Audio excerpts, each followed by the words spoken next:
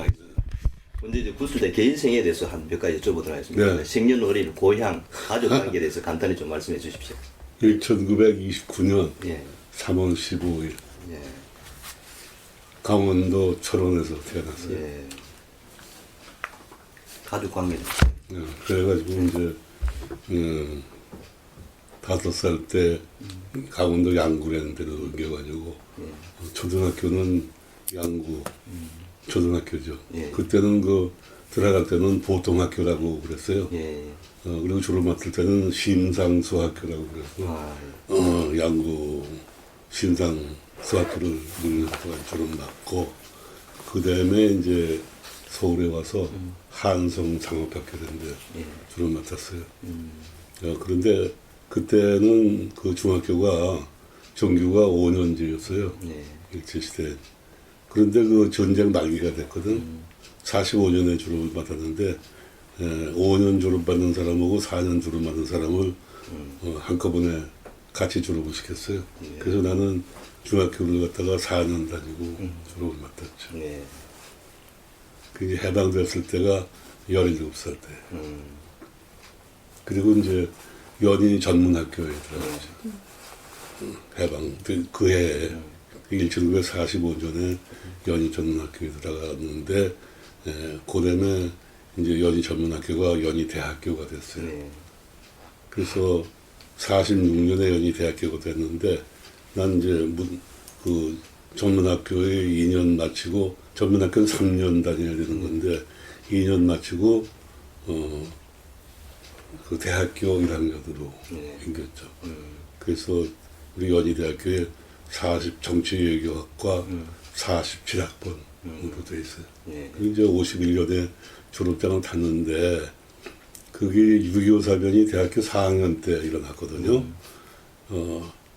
그런데 그때는 이미 내가 그 소위 그 고등고시에 합격을 하고 있어서 예,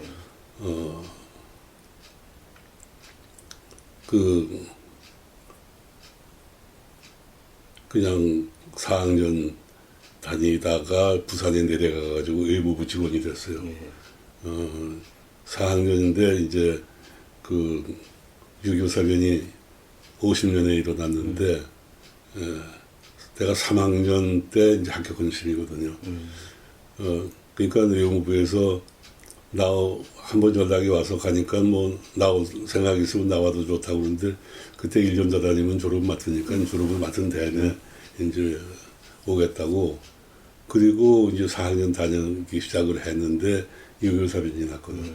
6.25 사변이 나니까 학교가 휴학이 됐을 거 아니에요. 예, 그러다가 이제 9.28에 서울 회복이 되고 난 다음에 외무부에 찾아갔더니 뭐 나오라고. 그리고 학교는 휴학이 됐기 때문에 그래서 내가 외무부에 1950년 11월 6일인가 그 발령을 받았어요. 그래서 대학교 4학년 때 공무원이 된 거죠. 그 외무부덕으로 이제 일사 후퇴 때 피난을 내려갔는데 부산 내려가니까 한참 좀 있다가 주전시 연합대학이 되는 게 생겼어요. 그 천막을 쳐놓고 거기 뭐 연대, 고대, 뭐 서울대 다 합쳐가지고 거기 부산에 피난 내려온 학생들 중심으로 전시 연합대학이 생겨서 뭐 거기 시간 있을 때마다 나갔고 그다음에 이제 영도의 연희대학교에 또 임시 그 학교가 개학이 됐거든요. 그래서 사실은 거기 가서는 공부한 적이 없지만 졸업장 탈 때는 그 영도에서 졸업장을 탔어요. 예, 그래서 나는 51년에 졸업장을 탄 셈이 되고 그런데 우리 동기들은 대부분 졸업장을 못했죠. 예, 그래가지고 말하자면 풍지박산이 든 셈이에요. 그 학교에 따라서는 그 6.25 사변 났을 당시에 4학년은 물론이고 한 3학년 과정 다닌 사람이면은 졸업장을 갖다가 주구에 무조건 준 학교들도 있고 그런데 연희대학교는 좀 까다로워가지고 그 학점 못한 사람은 안 줬거든요. 그래서 우리는 졸업생이 몇 사람밖에 없어요. 그 우리 동기 중간에는. 그 다음에 이제 그 사람들은 학점을 학교 다니면서 땄거나 그렇지 않으면 포기했거나 그렇게 좀 부르는 세대였죠. 그게 학력이죠. 예. 네. 네. 그러면 오랫동안 이 외교관으로서 이제 네. 시간에 오셨는데 그 이제 외교관으로서 그동안 삶을 스스로 평가한다 그러면 어떻게 평가를 하시겠습니까? 단 뭐 그 소위 그 제1회 고등고시 예. 외무행정에 합격을 해가지고 예. 외무부에 들어갔기 때문에 비교적 평탄하게 지냈다고 볼 수가 있죠. 예. 뭐 내가 그때 22살 때거든요. 예. 그래가지고 부산 외무 서울서 들어갔는데 이 일사 후퇴가 생겨가지고 곧 그 피난을 내려갔어요. 부산에서 이제 그때는 그 도청 소재지인데 그 도청 건물 거기에서 뭐 한 30명 정도 매가지고 이제 사무실을 열고 하다가 약간 2년 후에 54년에 그때 변영태 외무부 장관이 유엔 총회에 참석하라 출장을 가시는데 내가 어떻게 비서로 발탁이 돼서 그분을 모시고 뉴욕에 갔죠. 52년 10월 달인데 그게 우리가 제7차 유엔 총회에 간 거예요. 그때는 그 유교사 위원이 한창 이렇게 하다가 휴전 얘기가 나오기 시작할 때고 유엔으로 놓고 보면은 이 한국 문제가 가장 중요한 문제거든요. 네. 어떻게 휴전을 체결하느냐 하는 문제가 토의가 돼가지고 뭐 그런 식의 이후에는 집으로 가가지고 미국 구경을 하고 그래서 보통은 뭐 몇 달로 끝나는데 우리는 한 반년 이상 동안 전기 후기 길게 유엔 총회에 있었어요. 그게 끝나고 뉴욕 총영사관 네 이제 발령이 났죠. 그 뉴욕 총영사가 처음에는 영사관 보라고 그러던 타이틀로 있다가 그다음에 부영사로 한 합쳐서 한 3, 4년 동안 뉴욕에 있는 동안에 결혼도 하고 애도 하나 낳고 그리고 56년에 서울로 돌아왔어요. 그때는 사람이 많지 않고 그러기 때문에 그 금방 뭐 이렇게 하지만 그게 3급 공채거든요. 3급 공무원이 되고 또 뭐 미국에서 부용사하고 돌아왔는데 돌아와서 얼마 안 돼가지고 구미과장이라는 게 됐어요.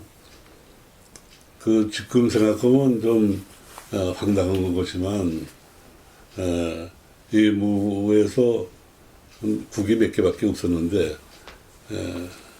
세 개를 둘로 갈라가지고 이쪽 정무국에서 한쪽은 아주과 다른 지역은 구미과 그렇게 둘로 갈랐다고요. 그래서 내가 구미과장 노릇을 했어요.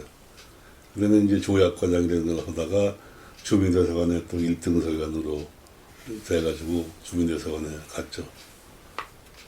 근데 그 4.19하고 5.16을 주민대사관에 1등 서관으로 있을 때 당했어요. 그때는 양유찬 대사라는 분이 있었는데 4.19가 갑자기 터졌죠. 그 우리는 4.19 같은 게 물론 터질 줄 몰랐고 그때 뭐 누구나 다 이승만 박사가 우리의 대련이 그렇게 생각을 했거든요.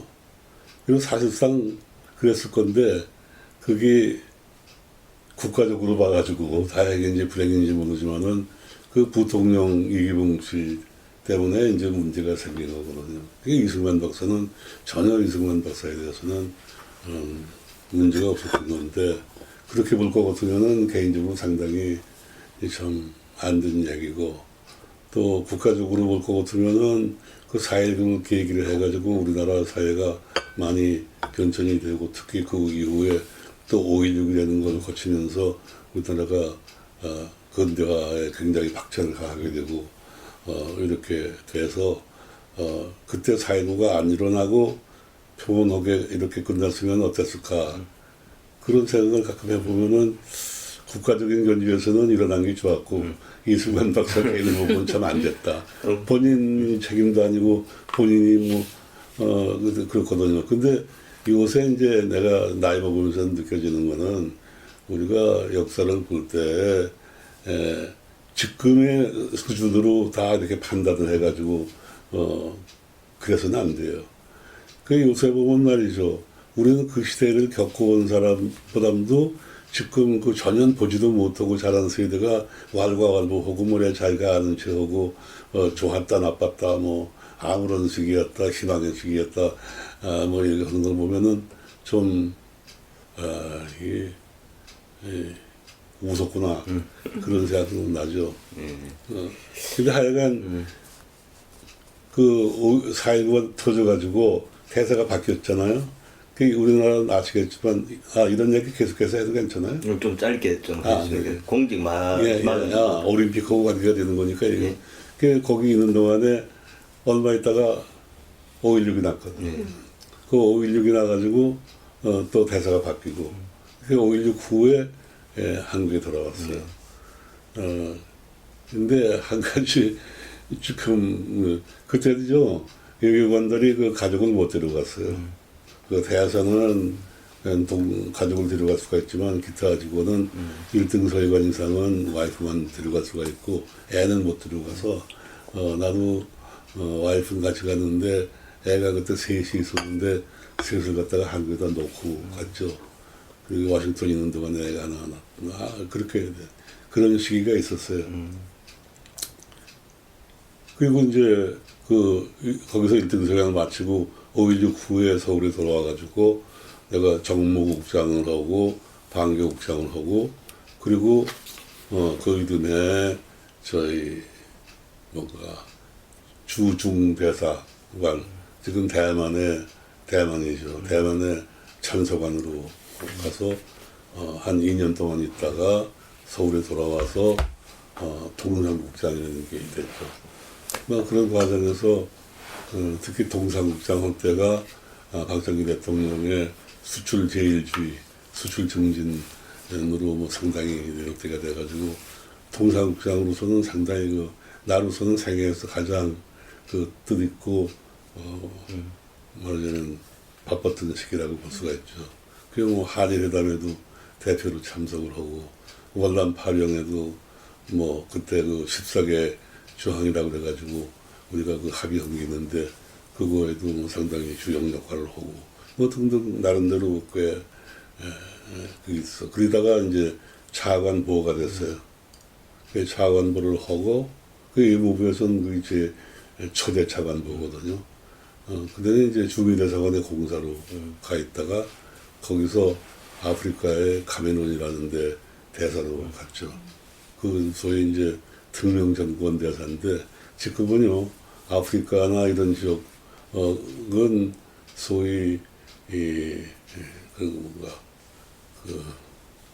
금방 저희 그 대사의 정식급이 채 안 되는 사람도 임명이 되거든요. 근데 그때는 주미 대사나 뭐 주영 대사나 뭐 아프리카 대사나 똑같이 특명정권 대사가 된 거거든요. 그래서 상당히 빨리 됐죠. 뭐 41살인가에 특명정권 대사가 돼서 직업 공무원 출신으로는 아마 제일 연소로.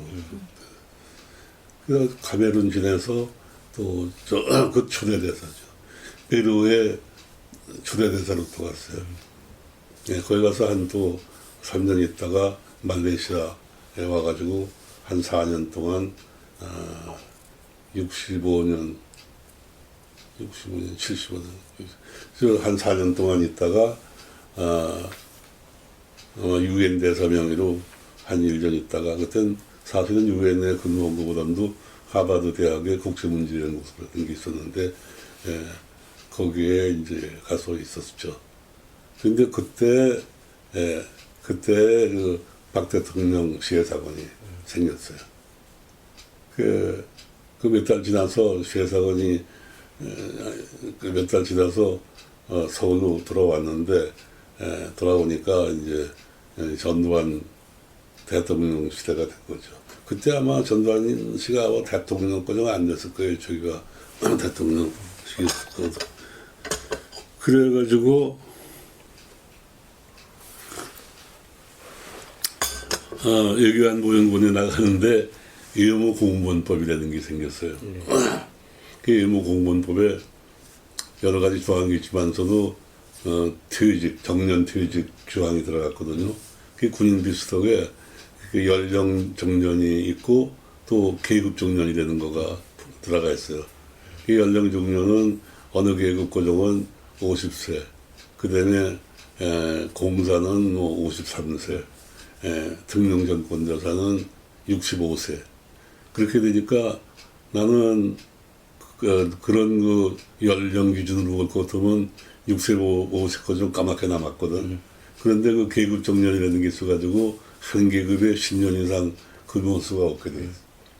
내가 그 아프리카 대사를 41살인가 2살에 시작했기 때문에 이제 10년이 넘었다 그죠.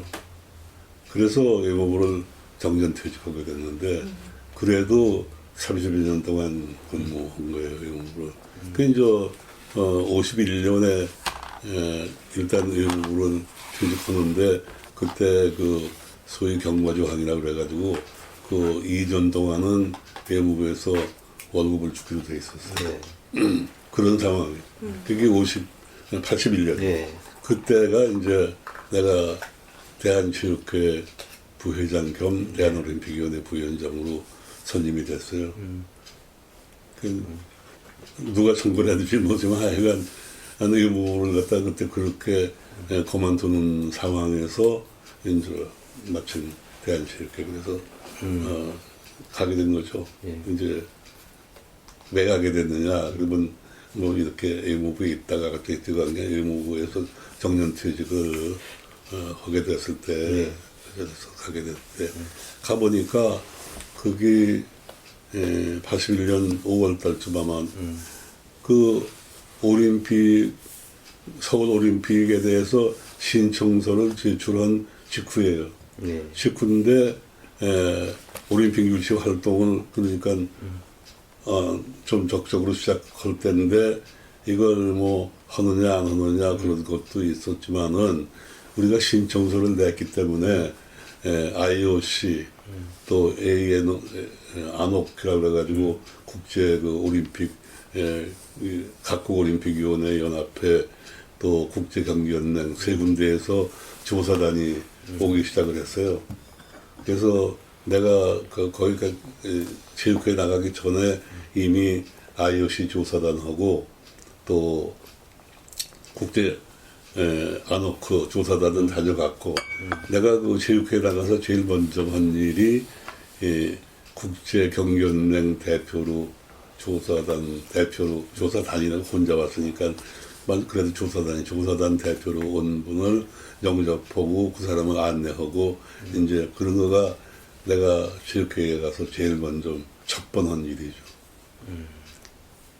그러고 정주영 씨를 갖다가 직접 만나보고 알게 된 것도 그거죠.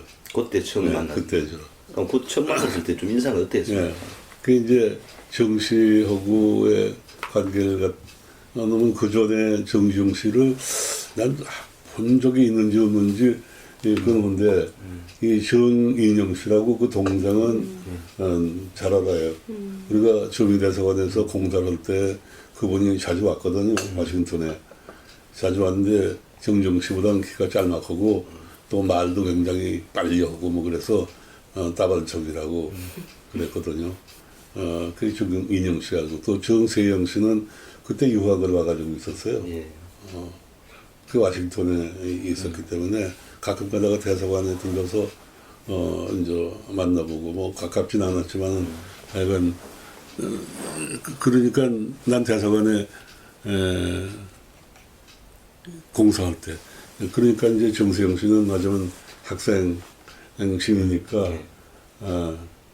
좀 그런 관계로 그래도 가끔 가다 보고 그래요. 왜냐면 그 정세영 씨 친구 고려대학 친구가 대사관에 참사관을 했었기 때문에 그래서 인영 씨하고 세영 씨하고는 꽤 많이 만나고 한다. 그런데 이 정주영 씨에 대해서는 이제 몰랐죠. 그런데 언제부터 이제 이분에 대해서 좀 듣게 됐냐면 내가 말레이시아 대사를 할 때 거기 그 건설관이 있었어요. 예. 건설부에서 박영환이 있었는데 그분이 아주 그 정주영 씨 숭배자예요. 예. 그래서 여러 가지 그 정주영 씨에 대해서 얘기도 하고 저 조선소를 갖다가 짓는데 어느 새벽에 혼자서 운전하고 가다가 물에 빠진 일이 있대요. 물에 빠졌는데 혼자 기어 나와가지고 약간 살았다는 그런 얘기부터 시작해가지고 여러 가지 그 좋은 얘기를 갖다 많이 들었죠. 그리고 또 하나는 어느 시기인지 그 왜 서산 간척지 맺는다 그럴 때 그 배를 갖다가 침몰시켜서 막는 거 그 신문에도 많이 나오고 그랬거든요. 그래서 그거 참 지내놓고 볼 것도 아무것도 아니지만서도 굉장한 그 아이디어를 냈다고 이제 그래서 상당히 그 감명을 받았고 근데 말레이시아에서는 그때 무슨 어디 시골에 수력발전소인가 하는 걸 입찰을 했는데 안 됐어요 현대가. 네. 그때는 정주영 씨가 직접 나타나지 않았고 큰 사업은 않지만서도 굉장히 덤핑을 해서 사실은 야 이거 너무 덤핑을 한 거 아닌가 이래가지고 이게 경쟁 입찰이라고는 하지만 너무하다 그런 인상을 받았던 일이 있고 뭐 그런 거죠. 그런데 그 후에 거기 있는 동안에 주바일 항만공사를 맡게 되지 않았어요. 그건 아주 한국으로서는 그때 뭐 10억 달러 계약이라고 그래가지고 굉장했거든요. 사실도 굉장한 거고. 그래서 우리가 이거 감탄을 굉장히 했죠. 그래서 이게 정주영 씨라는 분이 어떤 분인데 좀 큰일을 했다고. 근데 그 후에 또 얘기를 들으니까 그 주바일에 공사 짓는데 한국 조선소에서 그걸 기자들 갖다 대부분 조립을 해가지고 바지선으로나 이제 그걸 끌고 갔다. 그건 보통이 아니거든요. 사실은 있을 수가 없는 일이죠. 그래서는 안 되는 일이에요. 근데 그건 본인의 그 용기도 있고 또 하나님이 봐줬다고 볼 수 있지. 뭐 풍파가 태풍 같은 거 몰아쳤을 것 같으면 다 날아갔을 수도 있는 거 아니겠어요. 하여간 그러나 그 굉장한 거죠. 그러니까 우리가 어떻게 공기를 갖다가 단축하고 또 싸게 할 수가 있었는가. 그 관건은 그런 그 정주영 씨의 그 참신한 아주 기발한 아이디어 그런 거에서 연유됐다. 그런 점에서 굉장히 또 어떤 분인가 그런 호기심도 있고 인상을 많이 받고 있었는데 이제 직접 처음으로 만나본 거는 내 생각에는 이 올림픽 관계. 네. 그 어떻게 만났냐면은 어떻게 이분이 그 유치위원장 되고 그런 얘기는 이현택 씨한테서 들으셨죠? 나는 뭐 들은 것도 있고 또 생각나는데 뭐. 그건 난 그 양반이 어떻게 유치위원장이 으로 임명됐는가 그런 거는 몰라요 사실. 그 유치위원장이 된 다음에 체육회에 갔는데 그때 분위기는 뭐냐 하면은 신청서는 냈는데 이거 우리가 감당할 수 없는 짓을 하고 있다. 그렇기 때문에 어차피 할 거 같으면은 되지도 않을 거고 돈만 쓸 거다. 그런 기분이 그 팽배했거든요. 그래서 사실 그 제일 책임을 져야 될 때가 대한체육회하고 서울시인데 서울시장도 위축이 돼 있었고 그래도 우리 조상호 회장은 하여간 누가 뭐라 그래도 일단 신청서를 내고 하는 이상은 우리는 우리대로 할 만큼은 준비를 해야 되지 않느냐. 예. 그런 어쩌면 아주 공무원적인 정신이 철저한 분이었어요. 그나마 자기가 이렇게 앞서서 뭘 할 생각은 없지만은 자기가 맡은 책무는 완수해야 된다. 그런 점에서 준비할 거는 다 해야 된다. 그런 입장이었죠. 그때 제일 큰 문제로 대두됐던 거는 두 가지인데, 하나는 일본하고 해가지고 우리가 이길 수가 있느냐. 네. 그런 나쁘게 얘기하면은 패배주의죠. 네. 일본에 대한 열등감하고. 그 다음에 하나는 경제적으로 우리 국력으로서 이거 감당할 수 있느냐. 그거는 유치하는데도 돈이 들지만은 유치하고 나서 그 다음에 어떻게 감당을 할 거냐. 또 직접적인 예가 몬트리올 올림픽에서 뭐 10억 불 손해를 봐서 시민들이 부담을 입게 됐다는데, 우리도 그렇게 된다면, 되지도 않겠지만 된다면 그럴 거 아니냐. 두 가지 입장에서 아주 당시에 IOC 위원이 김태수 씨라는 분인데, 그분을 비롯해가지고 비관적인 생각이 팽배하고 있고, 정부에서는 남도구 씨가 총리고 신병헌 씨가 부총리인데 그분들을 비롯해가지고 그런 경제 문제에 있어서 걱정스러워하고 이걸 어떻게 좀 말려야 되겠다 하는 분위기가 많은데, 사인을 해서 제출을 했으니 어떡하느냐 그거예요. 그래서 이거를 하여간 할 만큼 신청을 낸 국가로서 최소한의 그때 말로 의연한 태도로 준비를 해가되, 마지막에 가가지고 양보를 한다든가 무슨 조치를 취하자 그런 얘기가 공공전역에 돌고 있었고, 사실상 김집시라는 분이 김택수 씨 맞으면 밀사 형식으로 해서 일본에 가가지고 일본의 IOC 위원을 만나서 얘기를 했다는 거죠. 얘기를 하니까 올림픽은 우리가 거기에 돼 있는데 무슨 얘기냐. 그건 뭐 양보하나 마나 얘기할 필요도 없다. 그리고 우리는 이걸 양보할 테니까 아시아 경기는 우리가 치르게 좀 해줬으면 좋겠다니까. 물론 우리가 협조하겠지만은 지금 중공도 있고 그런데 우리가 힘쓴다 그래서 대단한 보장이 있느냐. 하여간 애는 쓰겠지만은 그건 우리가 다짐할 수가 없다. 아주 냉랭하게 거절을 당했다는 얘기예요. 그래서 김집시는 그때 국회의원도 하고 내중에 체육부 장관도 했는데 저랑 상당히 의사소통인데, 그분은 자기가 그래서 더 아주 마치면 분개해가지고 이 올림픽은 꼭 해야 되겠다고 그런 결심을 하게 됐다고 그분은 그렇게 이제 얘기를 했지만, 하여간 그런 일거정이 있었어요. 네.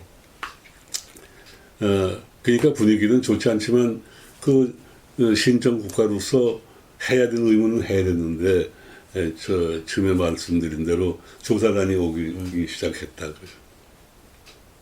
그 이제 IOC 조사단이 지나가고 안옥구 조사단이 지나가는데, 국제경기연맹 조사단으로 국제육상경기연맹 회장으로 있던 파울렌이라고 그러는 네덜란드 영감님이 왔거든요. 그래서 그분을 이제 내가 비행장부터 맡아가지고 쭉 경기 시설 안내하는 거, 무슨 브리핑 하는 거, 전 과정을 갖다가 내가 이제 데리고 다녔죠. 근데 그분을 안내하면서 나 자신 처음 아니에요. 내가 나도 올림픽 준비에 대해서 아는 것도 없고, 우리 시설이 뭐가 있는지, 어떻게 준비를 하고 있는지, 모든 상황이 있으니까 하나하나가 내한테도 새로운데, 우선 발견한 거가 우리가 굉장히 많이 시설이 있다. 그죠.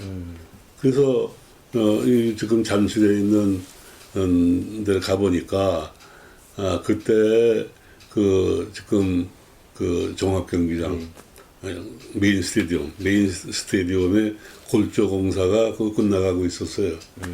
그리고 그 옆에 있는 커다란 저희 실내 체육관이 있어요. 그거는 완공이 되고 또 적은 학생 체육관이라고 그래가지고 그것도 완공이 되고 또 수영장도 완공이 돼 있고 지금 야구장은 터가 있는데 아주 건설은 시작이 안 돼 있었는데 그거는 야구는 그때 경기 종목이 아니었나 그래. 하여간 야구로 쓰든지 그렇지 않으면 문화 행사장으로 쓸 수가 있다. 이렇게 돼가지고 상당한 정도 시설이 돼 있다. 그래서 파울렌이라는 영감이 나하고 쭉 보고 수영장은 잘 돼 있는데 가보셨는지 모르지만 제법 시설이 돼 있어요.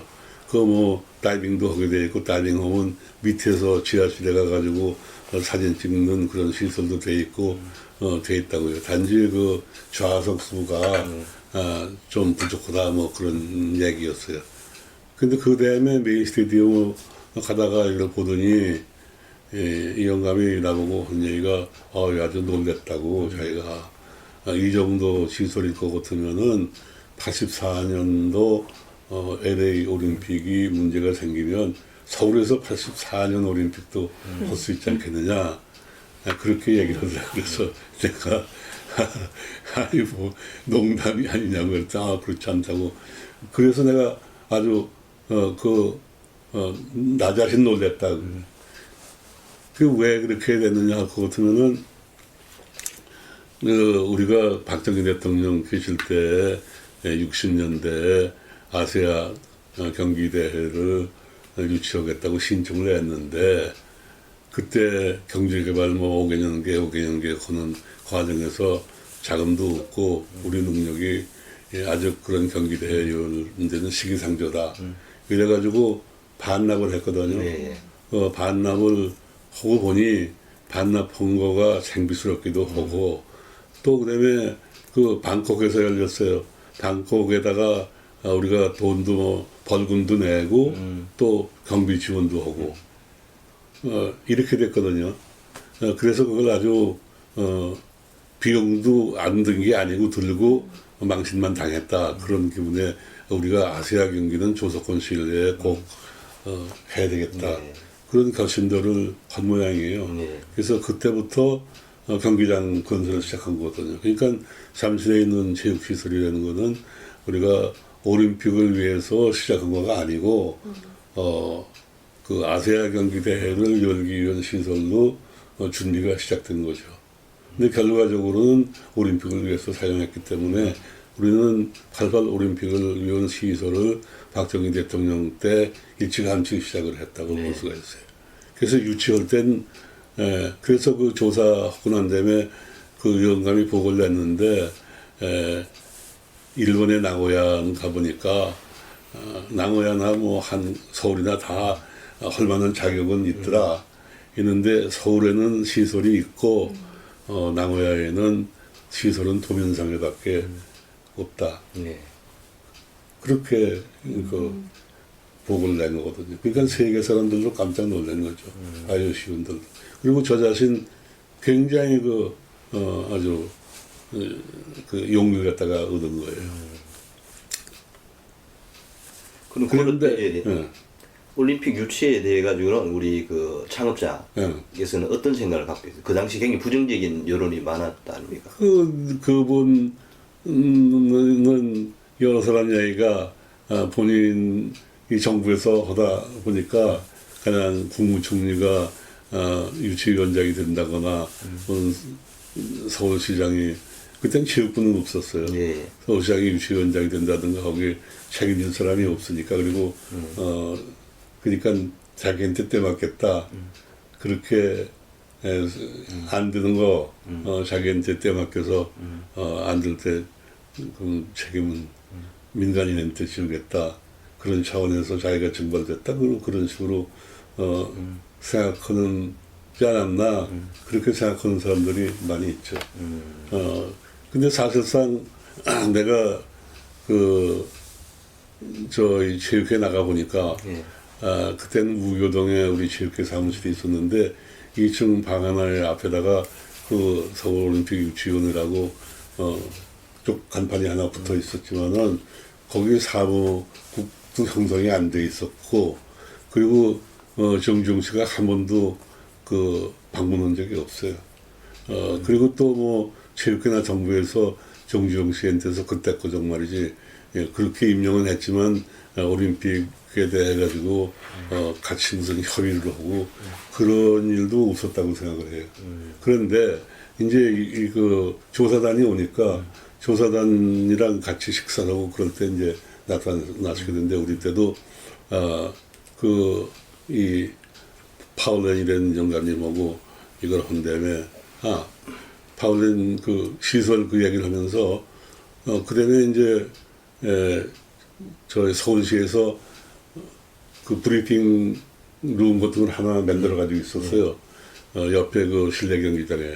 거기 갔더니 뭐 이렇게라도 도면을 갖다 붙여놓고 각 그 올림픽 개최국을 신방해 가지고 멕시코라든가 뮌헨이라든가 몬트리올 같은데 사진도 찍어놓고 그런 게 또 우리 계획이 있었는데 그 잠실 체육시설 말고 국립경기장이라는 걸 한 세트 더 현재의 올림픽 경기장이 열리는 그 둔천동에다가 건설할 계획이 있었어요. 그걸 브리핑을 하니까 파울렌 회장이 그 뭐 지금 있는 것만 해도 충분한데 뭘 또 만들려고 그러느냐. 그 경기장은 지금 것만 해도 충분하다. 더 만들 필요는 없다. 그 자리에서 아주 단정적으로 그렇게 얘기를 하더라고요. 그건 다시 말하고 같으면 우리 입장에서 보고 같으면 커다란 경비 하나가 없어지는 거예요. 예. 이제 그런 상황에서 저녁에 그 환영 만찬이 있었거든요. 그 서울시장은 아는지 모르지만 우리 체육회 이제 회장이야 간부도로 하고 이분하고 또 뭐 정부 관계들 몇 사람 해가서 저녁을 하면서 그때 생각나는 거는 우리가 그 스포츠 인 코리아라고 영화를 그래도 하나 만들었는데 그걸 빼주고 뭐 그랬어요. 근데 그 코멘트가 아주 좋았죠. 이 영감이. 그리고 나서 이제 우리끼리 식사를 하고 나서 이야기를 했는데 거기서 이제 정주영 씨께서 이제 이야기한 거가 아주 인상적으로 그리고 내 생각에는 그게 하나의 전기를 마련했다 그렇게 생각하는데 뭐냐면 그 경비에 대해서 올림픽이 굉장히 많이 돈다고는 그러는데 자기 생각에는 생각보다는 더 들 거다. 왜냐하면 그렇다면 지금 우리는 경제개발 계획으로 뭐 도로도 건설하고 지하철도 만들고 뭐 다 그러는데 그걸 갖다가 다 몽땅 올림픽과 관련시켜서 올림픽 비용이다 생각하면 안 되지 않느냐. 그러니까 올림픽에 필요한 경비라는 거는 88 올림픽만을 위해서 필요한 돈 그것만을 따져볼 것 같으면 자기 생각에는 의외로 지금보다 많이 적게 계산이 될 거다. 그런 이제 말씀을 했거든요. 그래서 우리가 돈 문제하고 대일 열등감인데 돈 문제에 대해서는 상당히 해결이 된 거예요. 난 아주 그때 그 시각적 느낌이 뭐냐면 우리가 이만한 시설이 있고 또 새로운 경기장, 그 주경기장도 더 만들 필요가 없고 여러 가지 부대 시설 만들기 위해서 계속은 돈을 갖다가 중중시 말씀만 맞다나 뺀달 것 같으면은 우리가 해볼만 하지 않느냐. 그리고 일본하고 관계는 그건 말이지. 우리가 서울하고 동경하고 경합하는 거가 아니거든요. 대한민국의 수도인 서울하고 일본의 지방도시인 나고야하고의 대결이니까 이거를 한국 대 일본으로 이렇게 해가지고 우리가 위축될 필요가 없다. 그리고 시설이 이만큼 있고 그런데 뭐 해볼만 하다. 그래서 그때부터 난 아주 굉장히 용기를 둬서요.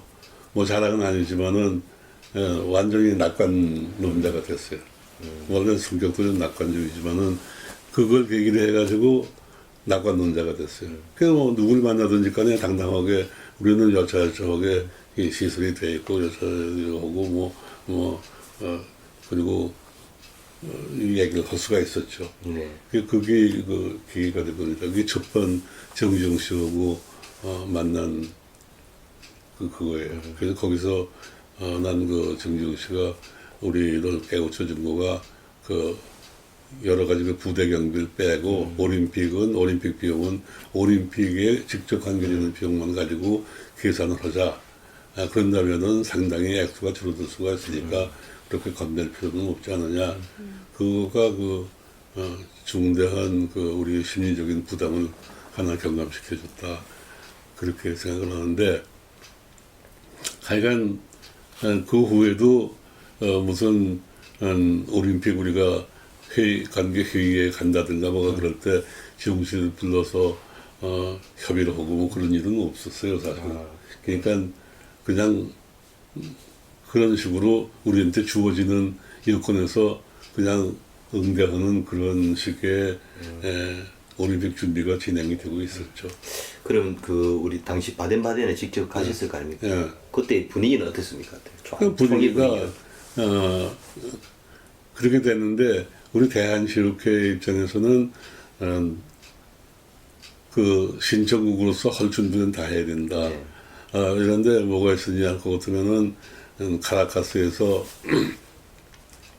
중남미 지역 그 각국 올림픽위원회 회의가 열렸어요. 네. 거기에 대표를 배내느냐 안 배느냐 그러다가 제가 혼자 갔다 오라고 그래서 혼자 갔다 왔거든요. 주로 남미 쪽 임무를 맡으라고 해가지고 그랬습니다. 아니 맡으게 그때는 뭐 저 신청서 내고 진짜로 할까 말까 그런 참이죠. 예. 그러니까 그 회의가 있다면 당장 달려가야 될 텐데 갈 거냐 안 갈 거냐 그랬으니까 그 겨우 내가 혼자 갔다 왔는데 안 갔더라면